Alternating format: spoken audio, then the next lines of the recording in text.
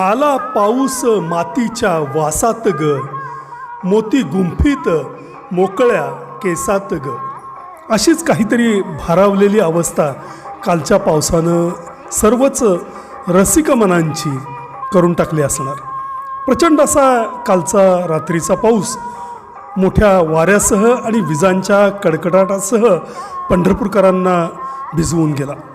काहीसा भयावह वाटलेला हा पाऊस मात्र आज सकाळी ज्या पद्धतीनं निसर्गाचं फुललेलं सौंदर्य जाणवत होतं त्यामुळं ही रात्रीच्या पावसाची भीती कुठल्या कुठं पळून गेली.